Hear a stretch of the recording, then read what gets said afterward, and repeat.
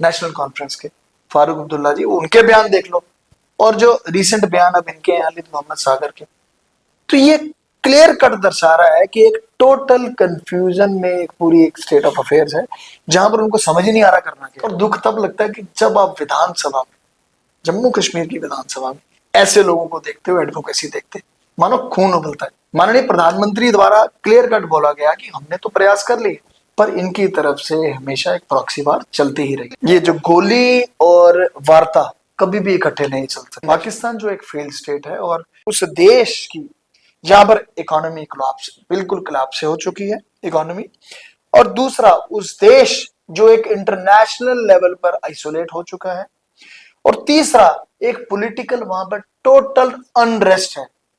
क्या एडवोकेसी कर रहे हैं आप उस देश की? तो सूरत सामने है, मुझे लगता है कि करना भी कुछ नहीं पड़ेगा, और ऑटो मोड पर पीओजे वाला हिस्सा ऑटो मोड पर हमारे पास है।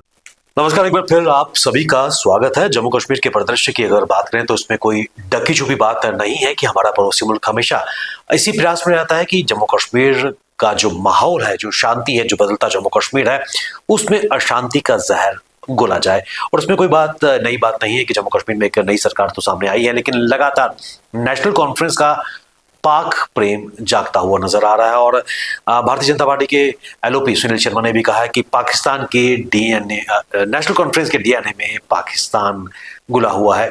कुल मिलाकर पाकिस्तान की अगर बात करें तो हमेशा भारत की तरफ से ओलिव ब्रांच और वार्ता की शुरुआत की गई थी, लेकिन स्पष्ट तौर पर यह कहा गया है कि ना वार्ता और आतंकवाद दोनों एक साथ नहीं चल सकते।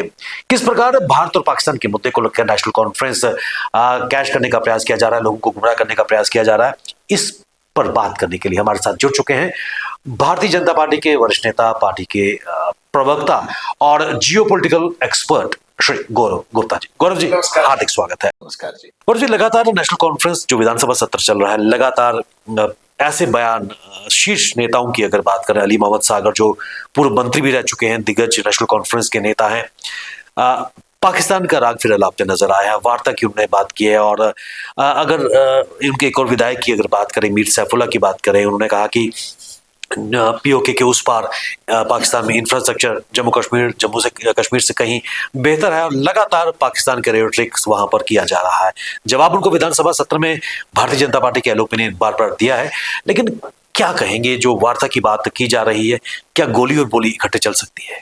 देखिए सूर्य जी, बड़ा आज जो दुर्भाग्यपूर्ण स्थिति बन चुकी है, जहां पर हम देखते हैं कि जब हम जम्मू कश्मीर विधानसभा की बात करते हैं और जिस तरीके वहां पर ऐसे बयानात आते हैं, जहां पर मुझे लगता है कि जब ये बयान आया ना, तो मुझे लगता है कि अगर आज उस दिन को अगर हमने बोलूं तो वो एक काला दिन होगा, क्योंकि आज भी पाकिस्तान की एडवोकेसी करने वाले लोग वहां पर उपस्थित हैं और खुलेआम एडवोकेसी कर रहे हैं। पाकिस्तान जो एक फेल्ड स्टेट है, और बड़ी बार प्रयास रहे हमारे हिंदुस्तान की तरफ से, पर मुझे लगता है कि ये जो गोली और वार्ता कभी भी इकट्ठे नहीं चल सकती, और इसको हमने कंडेम किया, and this is something unacceptable. और ये दिखाता है उनका माइंडसेट, सही माने पे उनका डीएनए दिखाता है कि नेशनल कॉन्फ्रेंस के डीएनए में ही पाकिस्तान की कहीं पर रूह वहां पर फंसी हुई है, जो बार बार उनके आगे उनकी स्टेटमेंट्स में आ जाती है। पर आज कहीं ना कहीं पर मुझे ऐसा लगता है ये भी कि नेशनल कॉन्फ्रेंस भी आज एक कंफ्यूज स्टेट में है। और reason why I am quoting this thing, because जब मैं नेशनल कॉन्फ्रेंस के चीफ फारूक अब्दुल्ला जी को देखता हूँ, और उनकी स्टेटमेंट्स को, जब मैं पुरानी स्टेटमेंट्स को देखता हूँ, फिर ये सारे संदर्भ, ये सारी चीजें मैं जोड़ता हूँ। अगर हम 2001 की बात करें, जो जे एंड के लेजिस्लेटिव असेंबली में जब अटैक हो, उस समय क्लियर कट फारूक अब्दुल्ला जी का एक ही बयान था कि हमें इनके साथ पेशवार करनी चाहिए, और क्लियर कट आज एक निर्णायक, एक डिसाइसिव तरीके से इनके ऊपर युद्ध कर देना चाहिए। फिर हाल ही में ही पिछले साल का बयान देखो आप, 2024 में जो फारूक अब्दुल्ला जी ने 2024 अप्रैल में दिया, उसमें भी क्लियर कट बोला कि नो टॉक्स विद पाकिस्तान। अब ये आते हैं, बोलते हैं बातचीत करनी चाहिए, वार्तालाप करना चाहिए, डजंट मेक एनी सेंस। और इसके अलावा अगर आप इतिहास में भी चले जाए, बहुत सी ऐसी बातें हैं कि भारत ने तो शुरुआत की, पर पाकिस्तान उस लायक ही नहीं है कि इसको ट्रस्ट किया जाए, क्योंकि उन्होंने हमेशा एक बेट्रायल और हमेशा ही एक बैकफायर किया। और तभी आज बड़ा एक दुख लगता है कि जब इस तरीके के व्यक्ति जो आज विधानसभा में बैठकर ओपनली एडवोकेसी करते हैं, मुझे कहते हुए प्रेज भी नहीं है कि उनकी मानसिकता दिखाती है और उनका माइंड सेट दिखाता है कि वाकई में ही पाकिस्तान के लिए जो उनका डीएनए वाली जो बात है वो वाकई स्पष्ट करता है। और एक तरीके से देखो कई जगह पे उनका यू टर्न दिखता है कि आप वार्तालाप करना चाहते हैं, आप क्यों पर, मतलब वाई, मतलब कोई कहना है रीजनिंग की क्यों बातचीत क्यों होनी चाहिए। तो बड़ा एक दुर्भाग्यपूर्ण स्थिति है जो आज विधानसभा में देखने को मिल रही है। और जी इतिहास के पन्ने पलटकर आपने जो साक्ष्य हैं उनको आपने बिल्कुल क्लियर कर सामने किए। 2001 में जब कश्मीर की लेजिस्लेटिव असेंबली पर 3 फिदायीन ने सुसाइड बम किया था जैश ए मोहम्मद के, और उस वक्त 38 लोग मरे थे, 70 से ज्यादा घायल हुए थे। तब जम्मू कश्मीर के मुख्यमंत्री डॉक्टर फारूक अब्दुल्ला थे। स्पष्ट तौर पर उन्होंने कहा था कि समय आ गया है कि हमें एक युद्ध छेड़ना होगा, निर्णायक युद्ध का उन्होंने जिक्र किया। और उन्होंने कहा कि जो टेरर कैंप्स चल रहे हैं इस वक्त पाकिस्तान पर, उन पर भी प्रहार करने की जरूरत है। लेकिन एक यू टर्न बड़ा, जिस तरह आपने कहा कि नेशनल कॉन्फ्रेंस एक कंफ्यूज स्टेट में नजर आ रही है। 2004 में 2014 और 2024 की अगर बात करें तो कटरा और गांधरबल में डॉक्टर फारूक अब्दुल्ला के जो बयान सामने आए हैं कि जब तक टेरर कैंप्स चल रहे हैं तब तक वार्ता नहीं होगी। लेकिन सत्ता में आते ही बॉडी लैंग्वेज चेंज नजर आ रही है, या फिर विचारधारा आपस में कहीं ना कहीं कंट्राडिक्शन नजर आ रही है। वही तो आज हमें दुख है कि क्यों ऐसा हो रहा है। और खासकर आज मैं कोट करना चाहूंगा, अगर आपने कुछ दिन पहले ही माननीय प्रधानमंत्री जी का आपने पॉडकास्ट देखा जो आज कहीं पर आज बहुत एक बड़े लेवल पे सुर्खियां बटोर रहा है, क्योंकि उस पॉडकास्ट को अगर आप देखें कि डोनाल्ड ट्रंप ने भी शेयर किया, फिर चाइना की तरफ से भी उसको अप्रिशिएट किया गया लेक्स फ्रिडमैन के साथ जो था, तो उसमें एक चीज तो स्पष्ट थी कि भारत ने बड़ी बार प्रयास कर लिया अपनी तरफ से एक शांति की। बिकॉज भारत जो है, अगर आप अ, भारत की अगर जब हम बात करते हैं तो जब भारत के हम इतिहास की बात करते हैं सही माने पर, जो हमें आज वासुदेवा कुटुंबकम हमें जो सिखाता है, जो हम बोलते हैं the world is one and we are one family. आज भारत की सभ्यता की बात करें, आज भारत की संस्कृति की बात करें या भारत की विरासत की बात करें, तीनों ही एक पूरे, अगर आप तीनों को मिला दो, एक गौरवशाली भारत के इतिहास को दर्शाता है, नंबर वन। और उसमें माननीय प्रधानमंत्री द्वारा क्लियर कट बोला गया कि हमने तो प्रयास कर लिए, पर इनकी तरफ से हमेशा एक प्रॉक्सी वार चलती ही रही। और उसके कुछ उदाहरण हैं जो मैं आज कोट करना चाहूंगा। अगर आपको याद है कि हमारे पूर्व हमारे अटल बिहारी वाजपेयी जी, हमारे सबसे बड़े नेता, जो उन्होंने भी एक शांति प्रतिक्रिया शुरू करने की बात की। और आपको याद होगा कि लाहौर बस डिप्लोमेसी की जब बात हुई 1999 में, क्या आया उसका रिजल्ट, साथ ही करगिल में अटैक हो गया। फिर उसके बाद माननीय प्रधानमंत्री द्वारा जब ओथ ली गई 2014 में, तो उस समय इनको इनवाइट भी किया गया। सोचा कि एक शुरुआत हमने ही की, क्यों हम यकीन ही नहीं करते, हम बिलीव ही नहीं करते कि ये बुद्ध का देश है, ये युद्ध वाले सोच वाला देश नहीं है, बुद्ध का देश है। और एक उसी के एक बेसिस पर उनको उनको आमंत्रित किया गया कि आप भारत में आइए। सब, मतलब मैं आपको सीक्वेंस क्यों बता रहा हूँ कि ऐसा नहीं है, वार्तालाप पर, डायलॉग पर हमने भी सोचा कि पहल होनी चाहिए, पर वो उस लायक ही नहीं है क्योंकि वो प्रॉक्सी वार में रहा। फिर 2015 में ही अगर आप उफा और रशिया में जब आपने देखा कि प्रधानमंत्री जी और नवाज शरीफ जी की मीटिंग हुई, और उधर भी वहां पर एनएसए टॉक्स की जब बात होने लगी कि हम डायलॉग करेंगे, हम मिलिटेंसी को लेकर, आतंकवाद को लेकर एक इशू पे हम बात करेंगे, तो उसमें भी वो उनका यू टर्न आ गया कि उन्होंने यू टर्न ये आ गया, उन्होंने अटेंड भी नहीं किया और साथ में ही बोल दिया कि नहीं उसमें कश्मीर का इशू राग आया, तो वो एक तरफ से बैकफायर कर गया। फिर उसी साल 2015 में एक लाहौर जाना प्रधानमंत्री जी का, एक सरप्राइज विजिट करना, क्योंकि नवाज शरीफ जी का 25 दिसंबर को बर्थडे था, वो सरप्राइज विजिट किया उन्होंने कि एक गुडविल जेस्चर गए वहां पर 25 दिसंबर को। उसका रिजल्ट क्या आया, 2 जनवरी 2016 को पठानकोट वाला अटैक हो गया। फिर 2016 में फिर उड़ी, देन 2019 में फिर पुलवामा। अब आप when you look at the all sequences, जब एक ब्रॉडर वे में जब आप इसको देखते हो, तो एक क्लियर कट पिक्चर आती है सामने कि वही बात जो पॉडकास्ट में हमारे माननीय प्रधानमंत्री द्वारा बोली गई कि हम भारत की जब हम बात करते हैं, एक वासुदेवा कुटुंबकम की एक नीति पे चला है, उसी वही हमारा बेस है। हम तो चाहते ही नहीं है, पर हमारा पड़ोसी मुल्क जो है वो हमेशा प्रॉक्सी वार की तरफ रहा। हमने चाहे जितने मर्जी अपने प्रयास भी कर दिए, पर उनका जो हमेशा है, जो एक बेट्रायल ही वहां से मिला, एक प्रॉक्सी वार की शेप में ही वो सामने आए। और वही सब एक आज वो फेल स्टेट बन चुका है। आज आप उधर के ही सूरत हाल की क्या चल रहा है वहां पर। तो इस जब पूरे संदर्भ में जब आप सारी चीजों को देखते हो तो आप डू यू थिंक कि वो देश जो आज इतना डिस्ट्रक्टिव और हमेशा एक उस नीतियों से चल रहा है, आज बातचीत बनती है उनके साथ? करके देख लिया, प्रैक्टिकली उनके साथ सब कुछ करके देख लिया, वो उस लायक ही नहीं है। और हम बोलते हैं बातचीत तो अगर होगी भी तो गोली और आतंकवाद इकट्ठे नहीं चल सकता। पहले जो उनके वहां पर स्पॉन्सर्ड जो अपने टेररिस्ट वहां पे ग्रुप चल रहे हैं या उनके बेस कैंप चल रहे हैं, पहले उनको ध्वज करना पड़ेगा। अब अटल बिहारी वाजपेयी जी की भी अगर आप बात करिए तो बड़ी एक खूबसूरत टैगलाइन है, इंसानियत देन जमहूरियत देन कश्मीरियत। उसी पॉलिसी पे चले थे।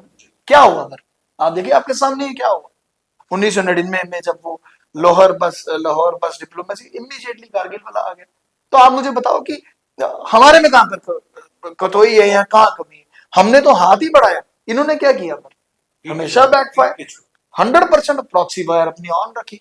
और आज ऐसी एक पूरी एक स्थिति बन चुकी है जहां पर आज खुद ही वो खत्म एक स्टेट में है। और आज आप सूरत हाल देख ही रहे पाकिस्तान में क्या हो रहा है। इसमें कोई दो राय नहीं कि पाकिस्तान आज भस्मासुर बन चुका है और आज आतंक का दंश पाकिस्तान भी झेलता हुआ नजर आ रहा है।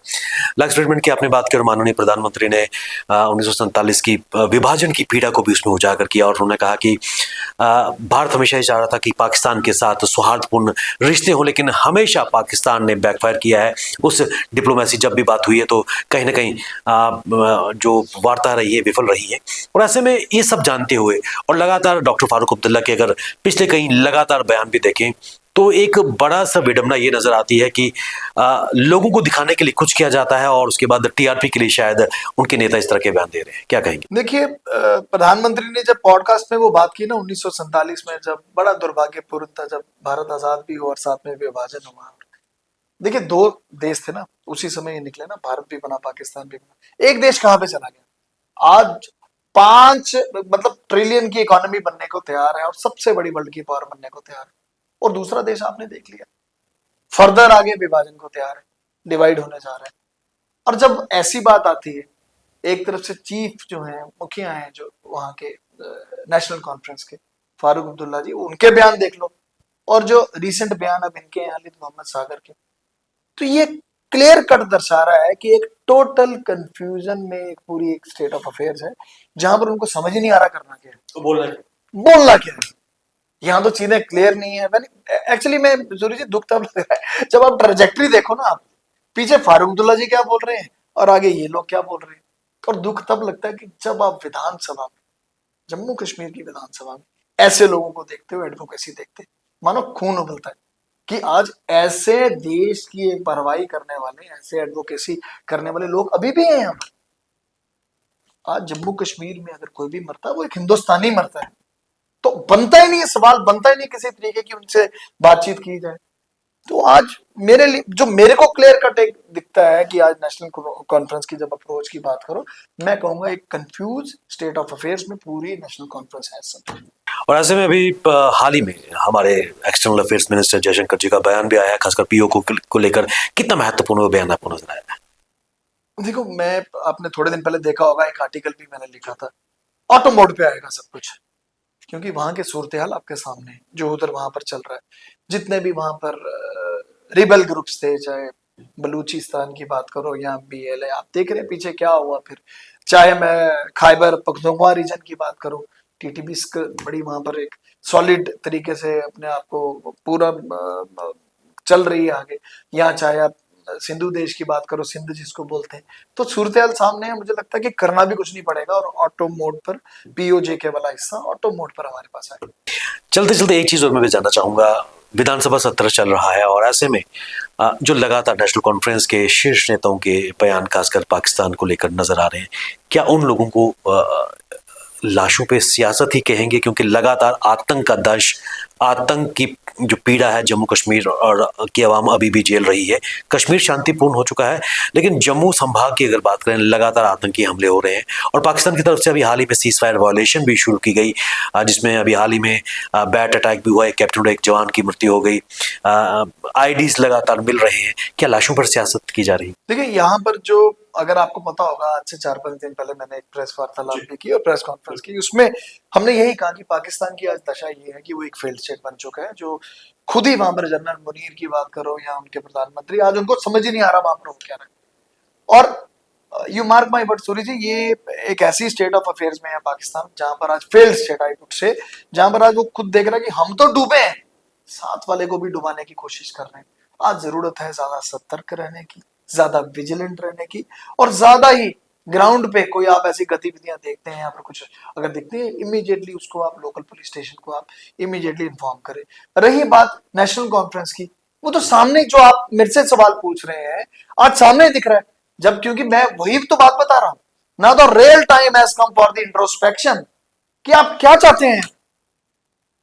आप मतलब आप क्या चाहते हैं कि गोली भी और साथ में वार्ता कैसे चलेगी, ये आपको भी सोचना है। जिसकी एडवोकेसी आप कर रहे हैं, आप देखिए एक ओपन पिक्चर है, पूरा ग्लोब उसको देख रहा है। अंत में मैं सिर्फ इतना ही कहूंगा, आज उस देश की जहां पर इकोनॉमी कोलैप्स, बिल्कुल कोलैप्स हो चुकी है इकोनॉमी, और दूसरा उस देश जो एक इंटरनेशनल लेवल पर आइसोलेट हो चुका है, और तीसरा एक पॉलिटिकल वहां पर टोटल अनरेस्ट है। क्या एडवोकेसी कर रहे हैं आप उस देश की? तीनों चीजें देख लो ना, पॉलिटिकल अनरेस्ट है वहां पर, स्टेबिलिटी नहीं है, इकोनॉमी कोलैप्स हो चुकी है, इंटरनेशनली ग्लोबल लेवल पर वो आइसोलेट हो चुका है, और आप फिर कहते हैं उनसे बात करनी है, जस्ता नहीं है। और ये दिखाता है कि उनके डीएनए में वाकई ही पाकिस्तान का एक खून दौड़ रहा है। और हमारे एलओपी ने बिल्कुल सही कहा कि वाकई में ही दिखता है कि उनकी रगों में, उनके डीएनए में पाकिस्तान का प्यार वो हर मोड़ पे कहीं ना कहीं पर एक झलकता है, वो दिखता है। गौरव जी, बहुत बहुत शुक्रिया हमसे बात करने के लिए। और जिस तरह आपने कहा कि लगातार जो पाकिस्तान के को लेकर नेशनल कॉन्फ्रेंस के बयान आ रहे हैं, और जिस तरह एलओपी सुनील जी ने भी इस पर स्पष्ट शब्दों में सीधी बात की है कि पाक प्रेम लगातार नेशनल कॉन्फ्रेंस का उजागर हो रहा है, उनके डीएनए में है, और उसमें कोई डकी छुपी बात नहीं है। जिस तरह आपने कहा कि नेशनल कॉन्फ्रेंस इस वक्त एक कंफ्यूज स्टेट है, शीर्ष नेता कुछ और बयान दे रहे हैं, विधानसभा में शायद गैलरीज को एड्रेस करने के लिए कुछ और बयान दे रहे हैं, लेकिन इसमें कोई दो राय नहीं है कि पाकिस्तान आज एक फेल्ड स्टेट बन चुका है। आपने अपना कीमती समय निकाला, हमारे इस कार्यक्रम में आपका बहुत बहुत शुक्रिया। Thank you. ये थे श्री गौरव गुप्ता जी, जाने माने जियो पोलिटिकल एक्सपर्ट और भारतीय जनता पार्टी के वरिष्ठ नेता और पार्टी के स्पोक्स पर्सन, जिन्होंने बात की है कि पाकिस्तान और भारत के बीच वार्ता प्रक्रिया को लेकर जो राग नेशनल कॉन्फ्रेंस अलापती नजर आ रही है, नेशनल कॉन्फ्रेंस खुद एक कंफ्यूज स्टेट में है। बने रहिए हमारे साथ, हमें दीजिए इजाजत, नमस्कार।